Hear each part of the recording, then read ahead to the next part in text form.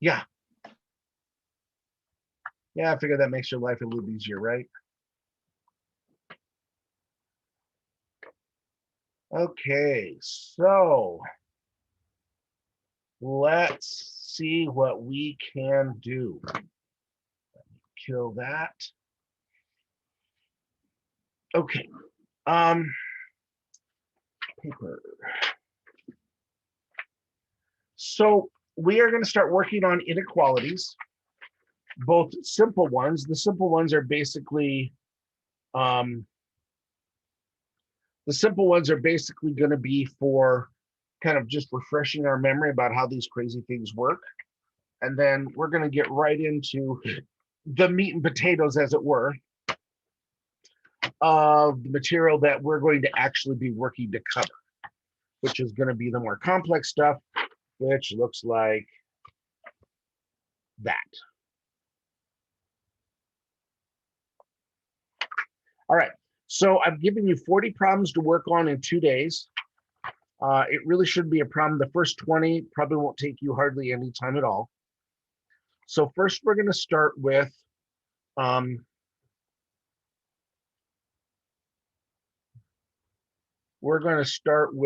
number 5 here. I did 1 through 4 on the video that's up on YouTube. So I don't see any reason to doing those, because then you can go look at those as extra examples of what we're doing. I'll do another 4 here, okay? And then we'll go to the next page and we'll start working on stuff, all right? All right, so we need to remember greater than, less than, equals, greater than or equal to, less than or equal to, all right? So again, the video that's currently up kind of goes over some of this, so I'm going to breeze through this, but you still need to know about it. All right. So when we are looking to, I'm not going to have time to check the chat, so if you got something, just bolt it out. I'll check one time here, but other than that, I need people just, oh God. I guess that's fine. I guess just pay attention, please. So when I do these, I like to have as few numbers on the thing as possible. I hate when teachers say, no, you need to put all the numbers in. Why? Why do I need to do that? If I'm doing 7, am I supposed to believe that I don't know that 1 through 6 are in between those two? If I don't know that by now, then I'm in the wrong class anyway. I should probably go back to elementary school where I'm still learning how to count. So anyway, when you're doing one of these graphs, in my mind, you do it like this. You know, what's the number that's important? 0. Why do you know? Because it's the number that's in the problem. So the way I like to do this is I like to always think about the number 1,000. And so I'm going to plug 1,000 in for x. And I say, is x less than 0? The answer is no, it's not less than 0. And that means that the arrow will not point towards 1,000, but it will point away from 1,000. Because when we're doing inequalities, the way it works is either this whole side is the solution or this whole side is the solution. Okay. Now later on, we'll get into some more complex ones where it's both, but then we'll cover that problem then. For as it is now, we just need to realize that the arrow goes one way or the other. Yes, Jacoby. Don't we have to do like the open and close dot? Well, you notice that it's open, right? And it's open because it's not equal to, right? If it was equal to it, we'd fill in the circle. But in this case, we're just going to circle it, and then we're going to draw the arrow. Okay, and that's number 5. Okay. Yeah, Allie. So all we're doing is drawing a circle, filling it in, and not pointing the arrow that it's supposed to go. Yeah, I mean, that's it. You're graphing an inequality. I mean, these, that's all you do because they're just graphing. The other ones, you're going to have to solve an equation and then graph. And those are obviously going to be a lot more complicated. So let's look at number 6. Number 6 is r is greater than 3. Okay, there's my graph. It ain't pretty, but you know what? It doesn't have to be. I don't have a line underneath here, so I'm just going to put a circle over 3 because what this is saying is that R is not going to be equal to 3. So now I'm going to put my 1,000 over here. I plug it into here. Is 1,000 greater than 3? Yes. Since 1,000 is greater than 3, then my answer arrow goes towards the 1,000. Yeah? Makes sense, right? I like this a lot better than the mouth on the greater than sign goes and eats the other one. You know what? I don't like that, because if you forget how it works, you get it wrong. This is understanding the math, which I think is a lot more important than remembering something from 3rd grade that helped you do it the first time. We're at a place in math where we need to understand the mathematics of it and be able to reason through it instead of just remembering some rule. Okay? We don't want rules at this point in math. We want understanding. Does that make sense? Okay. You give rules to kids that don't know math.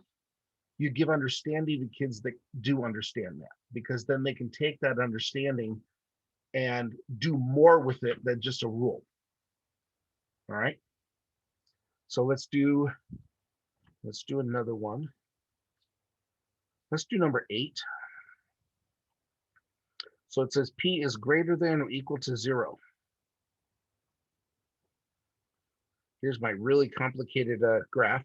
Whoops, sorry. Here's my really complicated graph. Now this has the line under it, which tells me that I'm going to fill that circle in because the answer could be 0. So when I fill that circle in, it tells me that 0 is one of the possible values for the variable P. And again, I like to put my 1,000 over here. And I'm going to plug 1,000 in for the variable. Is 1,000 greater than 0? Sure it is. Since it is, then the answer arrow goes towards 1,000 instead of away from it, because 1,000 is going to be part of the solution set. So here you say, can P equal 1,000? Sure it can, because P is greater, 1,000 is greater than 0. Yeah? Is this making sense? Anyone still feeling like they want another one of these done, or should we just move on to the more difficult ones so we can get to the meat and potatoes of the matter? Meat and What's up, Deb? potatoes. What's that? We can go on to the harder ones, but I just have a question. Please. Does it matter if you fill in the circle? Yes, because here, since it's only greater than, you're going to leave the circle open. But here, because it's greater than or equal to, you fill the circle in. This tells you that 3 is not part of the answer. This tells you that 0 is part of the answer. So if you think of it this way, inequalities can be used to understand things like, I'm saving for a new bike. I need $500 for my new bike. How much money do I need to save for my bike? Well, so if I've got B stands for the price of the bike, right? Or the amount of money I need to save for the bike, B needs to be greater than or equal to 500 if the price of the bike is 500, right? So if I have 400, not good enough. If I have 500, it's good. If I have $1 million, I can certainly buy the bike. But if I only have $300, 300 is not greater than 500. Therefore, 300 can't be part of the solution for that problem. Does that make sense? Okay. Good question. I never always love the questions. You know that. All right. So let's take a look at these little darlings. Now, you can imagine that solving a problem like this is going to be perhaps a little strange. So we're going to want to be careful, right? Whoop, 101. Thank you. Let's not mess that up. So the way we're going to solve this is much like how we solve, is much how we solve a regular equation. Okay. So I'm going to subtract 7 from both sides. Now I have 6v is greater than or equal to negative 108. I divide both sides by 6, and I get v is greater than or equal to negative 18.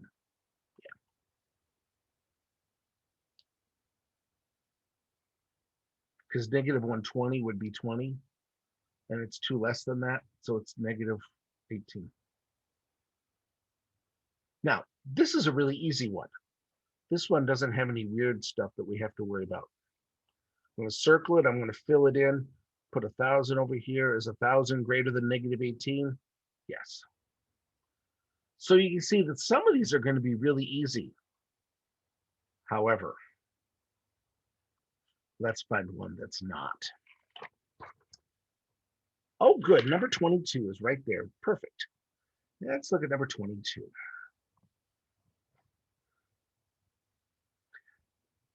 you ever get that thing where you just like drawing little boxes around things and it makes you feel better, like you're doing another problem? Do you ever do that? I do that and it just makes me feel like I've put this box between them. It's like, now we're starting fresh. It doesn't really do anything, but it makes me happy for a brief moment. Now, what I want you to notice here is that our variable has a negative in front of it now. This is going to cause some problems because with all the other equation work we've done before, we've had one answer, right? And so it doesn't matter if it's negative or positive. But now we're talking about greater than or less than. We're talking about direction. So a negative number could throw quite a bit of a problem into the works. So what I want to do is I want to show you two different ways of solving it so that I can prove to you that the one way is what we have to do. Does that sound okay? You don't mind when I do these kind of experimental things, do you? These aren't really experimental. I've done this stuff a bunch of times. So let's just solve this like we would anything, and let's see if it comes up with the right answer. So first I'm going to subtract 7, and I'm going to get 56 is greater than or equal to negative 7k. Now I divide by negative 7, and I get negative 8 is greater than or equal to k. Okay, so that seemed pretty easy, right? Now, so what I want to do is I want to pick a number. You know how much I love 1,000, right? So let's do 1,000, shall we? When I'm at a stopping point, yeah, about 20 minutes. So is 1,000, so is negative 8 greater than 1,000? No. So really any positive number I use here will work, right? Right, because this is negative and it's going to be all negative numbers. The answer here, according to this, is going to be all negative numbers. So let's pick negative 10, and then I want to plug it back into the original equation. Okay, shall we try that? So 63 is greater than or equal to 7 minus 7 times negative 10, right? Does that look right when I plug negative 10 in for k? 63, 7, and negative 7 times 10 is going to be a positive 70, right? Negative 7 times negative 10. Well, now this doesn't look right. What's wrong here? Is that true? Is 63 larger than 77?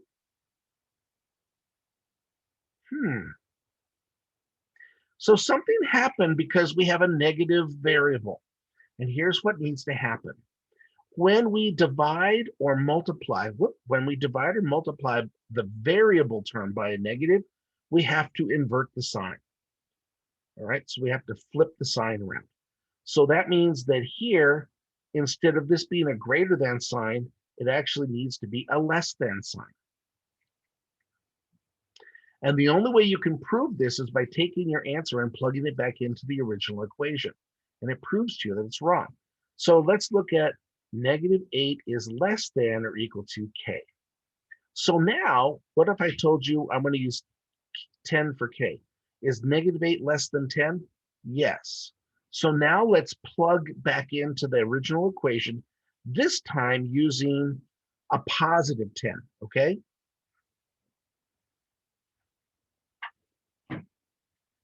All right. So now -7 times 10 is going to be -70, right? Okay. And 7 minus -70 is going to be -63, right? So I get 63 greater than or equal to -63. It sure is, right? So this is the trick when we're working on these more complex ones, that if we have to multiply or divide by a negative, then we also have to flip the sign. So let's do another one this time. Let's find another troublemaker here. It looks like number 26 is a good winner. There we got a -10x. So let's do this one. 60 greater than -10x plus 10. Now, if I was going to look at this logically, if I made x -5, this side would be 60 and this side would be 60, right? So 60 wouldn't work, right? It would be off. Or -5 wouldn't work because it's too close. But if it was less than that, so let's see what we get. I think our answer is going to be, I think our answer for x is going to be -5, just from looking at this. Okay. So let's go ahead and solve this. So first we're going to subtract 10.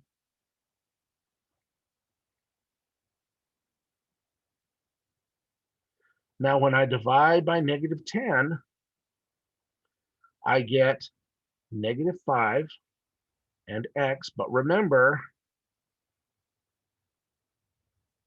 I have to flip that sign, okay?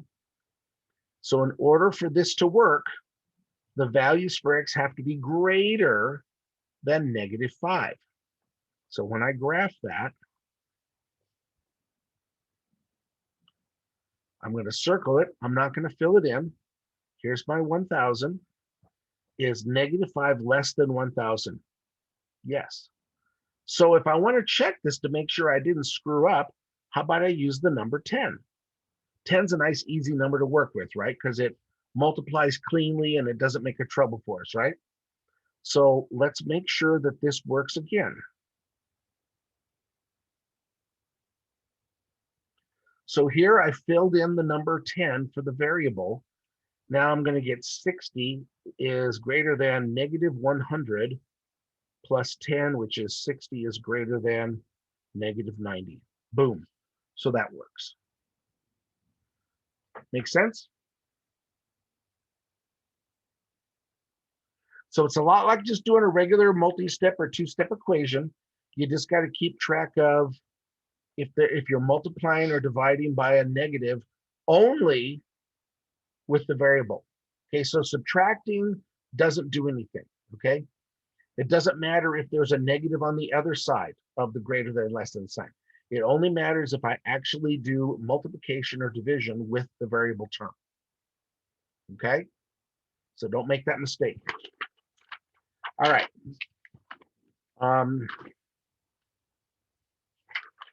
Let's take a look at one of these ugly ones. Now, this one here, number 28, these should look familiar because we did stuff like this. We did stuff like this when we were doing just our multi-step and two-step equations, right? So let's get rid of the page. We'll just come back up top here. Now, remember, this is just a fraction, right? So how do we get our fractions? We multiply by the denominator, right? So if we multiply both sides by 2, the 2's go away here, right? And I get -8 plus x is greater than or equal to -22, right? Now I only have one more step to make, right? Because x doesn't have any, x is just 1x. So I'm going to add 8, and I'm going to get x is greater than or equal to -14. I'm going to graph it. I'm going to circle it. I'm going to fill it in because it's got the greater than sign. I'm going to throw in 1,000 over here. Is 1,000 greater than negative 14? Sure as heck is. All right, so what I want you to do right now is I want you to work on number 20. No, not 29. Let's do number 27. So you do that one, and I'm going to give you like a couple of minutes to do that. Okay. So let's work on that one, see what we can do with it.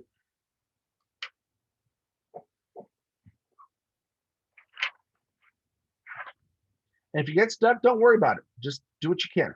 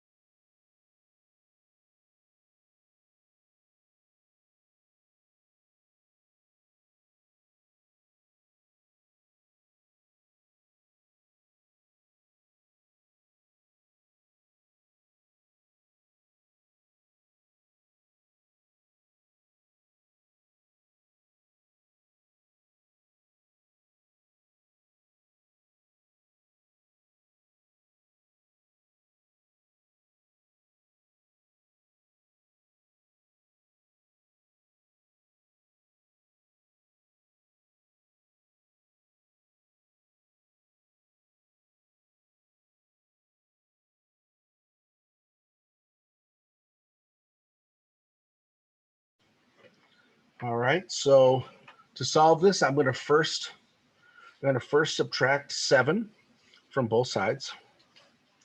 Now I get 12 is greater than or equal to negative 6x. Okay. I'm going to divide by negative 6. And what I get is negative 2 and x. And then remember, I've got to flip it. So when I graph it, negative 2, and I fill it in. Again, here's my 1,000. So I'm going to say, is negative 2 greater than 1,000? No. Therefore, my solution line goes away from 1,000. Yeah? That's what I got. Okay. All right. Did you guys graph it too? Because obviously it's not just coming up with a solution. You've got to also know which way the greater than less than sign is and then be able to actually graph it correctly. Okay. I know which way it went. I just didn't graph it. Well, graphing it is the really important part, honestly.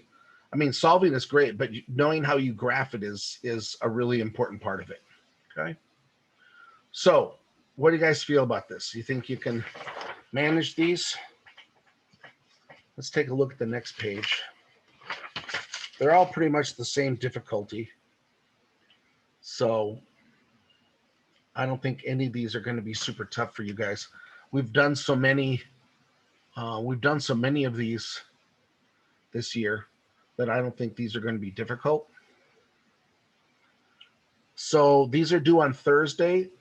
What I'd like to see happen is to have the first page done tomorrow, just because it's good practice to chart it, right?